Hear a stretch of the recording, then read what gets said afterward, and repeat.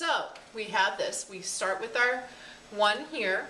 We have our coefficients. Now remember, we have a 0 here as a placekeeper because I'm supposed to go 3x to the third, x squared, x to the first. And there is no x squared thing, so we need a placekeeper for that. So that's why the 0 is there. So we have the 4, we have the 0 for the placekeeper, -7, -3. We do our synthetic division. We bring down the 4, multiply times 1, that's 4. Add 4. And we go through the whole thing.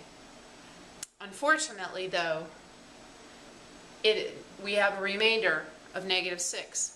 So 1 is not a root. Let's try -1. -1 in the box, same setup. Now we're bringing down the 4, times -1 is -4, 0 plus -4 is -4, -4 times -1 is +4, -7 plus +4 is -3, -3 times -1 is +3, -3 plus +3 is 0. Yay! It's a root.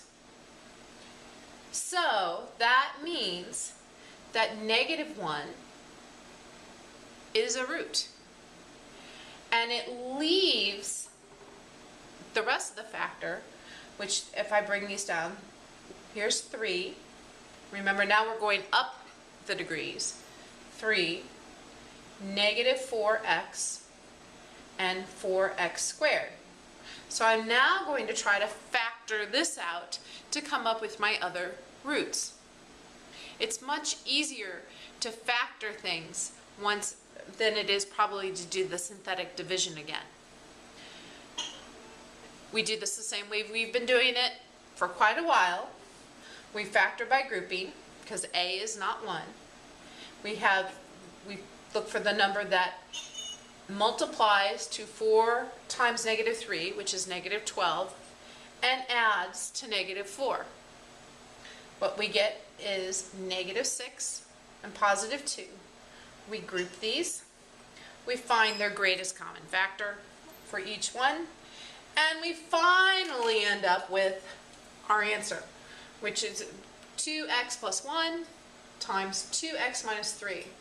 And we can set both of those equal to 0 to find our other 2 roots. So in the end, we have -1/2, 3/2, and -1.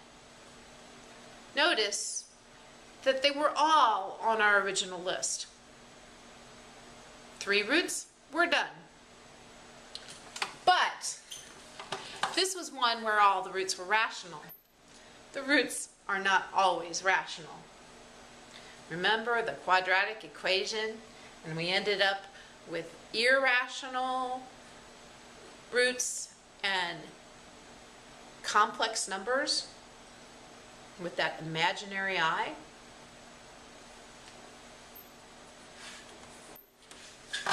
We have something to deal with that.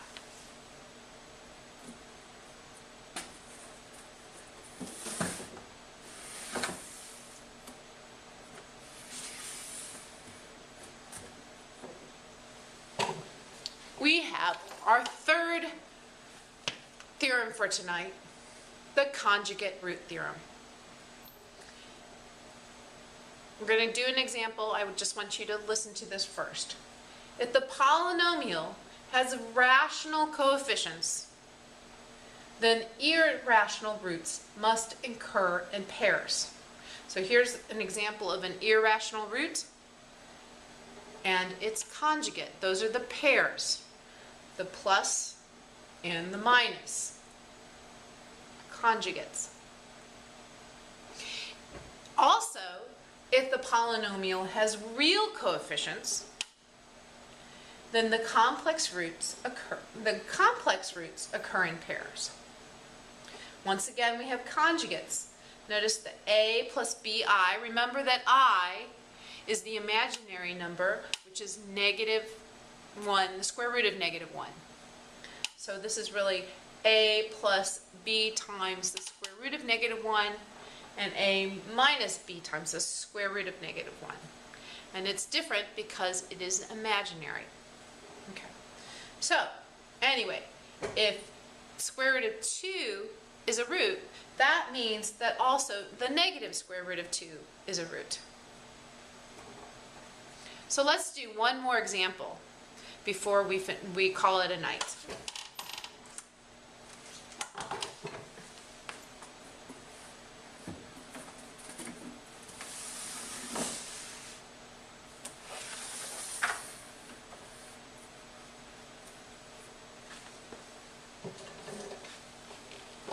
Here is my example.